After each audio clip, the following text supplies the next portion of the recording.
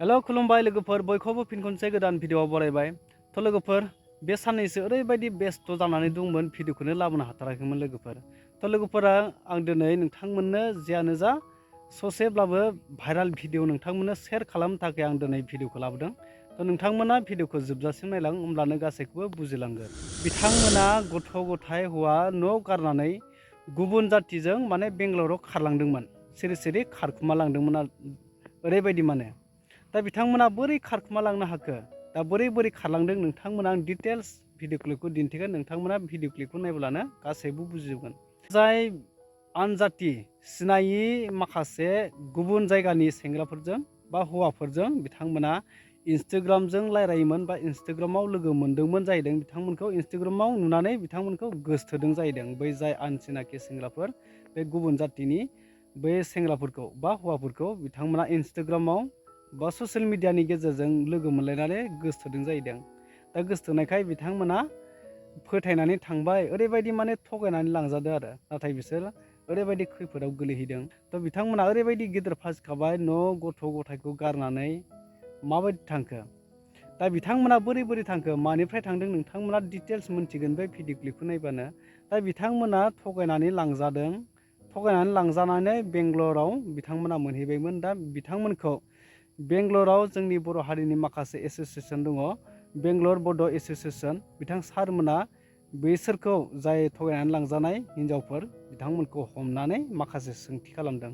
आरो मा सोंथि खालामदों नोंथांमोना बे क्लिपनि गेजेरजों गासैखौबो डिटेल्स मोनथिगोन। आरो बिथांमोना बबे जायगानि मा गामिनि बेखौबो नोंथांमोना मिथिनो मोनगोन। आरो बोरै लांनानै बोरै हमजाहैखो गासैखौबो मिथिगोन नोंथांमोना। ओरैबायदि माने बर' हिन्जावफ्रा गुबुन जातिखौ होनबाथाय जोंनि बर' आइजोफ्रा मानो इसेबां फोथायो, मानो इसेबां मोजां मोनो, माथो गोसोम गोफा साइसफ्रानो थाया, लावजें लुजें हाफा हुफा एकदम माने गोसोम बन्दा बिहारिफ्रालाय माथो मोजां थायोनो, गुबुन जातिफ्रा बे आउट अफ स्टेटफोरनियालाय माथो साइसनि थायोनो। आरो जायफोरा साइसनि थागोन दामि बिथांमोनाथ' बेफोरबायदि जानला मोनला नोजोरबो होखाया।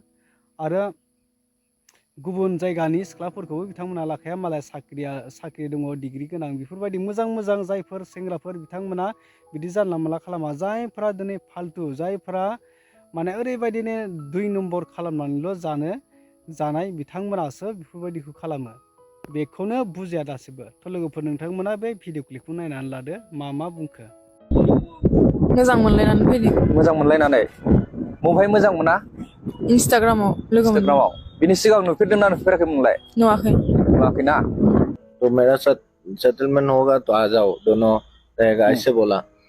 तो बोला हाँ ठीक है मैं आ जाऊंगा। वो ट्रेन से अकेला आ गया इधर। कहाँ तक? बेंगलोर तक? हाँ बेंगलोर तक। हाँ। मतलब ट्रेन में गुवाहाटी तक ट्रेन नहीं मिला। वो क्या किया, फर्स्ट रोंगिया तक आया और रोंगिया में वो गाड़ी छोड़ गया 1 घंटा पहले। बाद में गुवाहाटी आया तो वो बोला गुवाहाटी में मम्मी पापा लोग पकड़ लेगा, ठीक है तुम कलकत्ता आ जाओ। कलकत्ता हावड़ा से वो पकड़ा ट्रेन बेंगलोर तक। मतलब अकेला आया। बहुत रिक्स में आया है ना? हाँ लेकिन बुलाया आपने ना? हाँ नजदीक ले लो। आपका फुल एड्रेस बता दीजिए।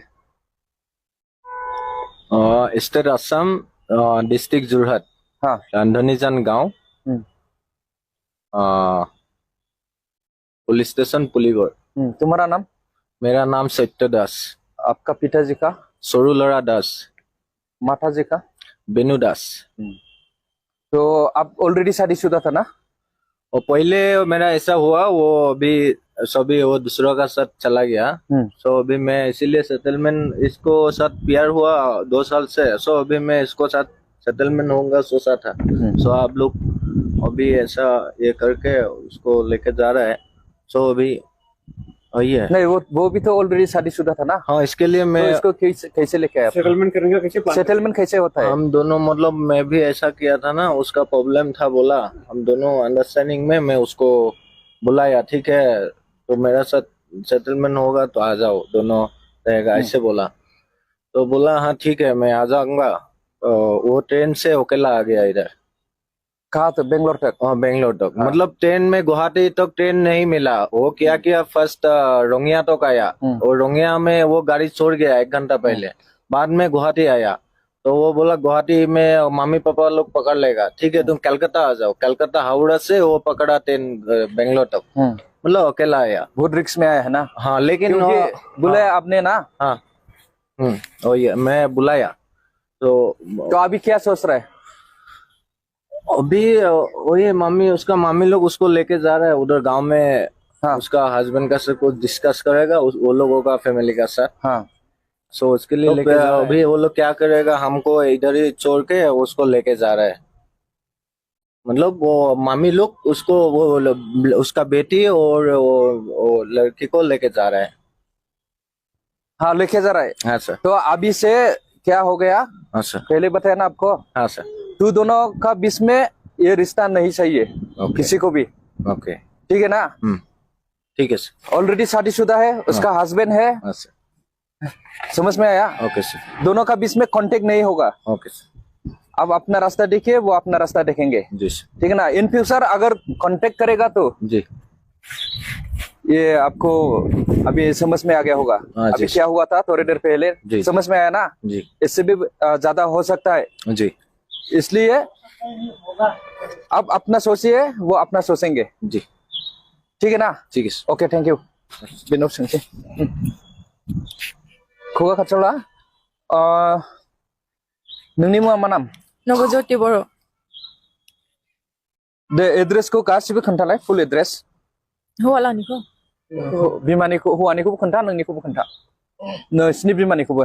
आइमोननिया सिंग्रापारा, ओमफ्राय हौवानिया मसलपुरावमोन। मसलपुर माने नारायणपुर। Pin number 781372। हौवानिखौ खोन्थादोंना दा ना बिमानिखौ?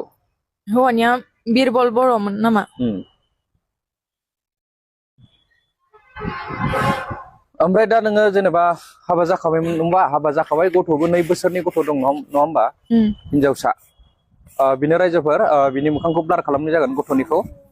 दा नोङो सासे फिसाजो थाखानानै माब्रैहाय बे हौवाजों फैबावा नोंलाय? माब्रै खारबोनो हाखो नोङो? मोजां मोनलायनानै फैदों। मोजां मोनलायनानै। बबेहाय मोजां मोना? इन्स्टाग्रामाव लोगो मोनदों। इन्स्टाग्रामाव। बिनि सिगां नुफेरदोंना नुफेराखैमोनलाय? नुवाखै। नुवाखैना? दा नों मा सानदों ओमफ्राय? आइमोना लांनो फैदों, ओमफ्राय आइमोनजों थांफिनसिगोन। थांफिनगोन बिमाजों ना? बिनिफ्राय बेखौ कन्टेक्ट खालामबावगोन नामा नोंलाय? खालामला। दा ओरैनो भिडिअ खालामला होननानै नेक्स्ट टाइम कन्टेक्ट खालामोब्ला मा खालामनांगौ? जि खालामो नोंसिनि आखायाव सार। दे जाबाय दे। ओमफ्राय फिसाजोनि सायाव मा सानदों? फिसाजोखौ आं लाखिसिगोन।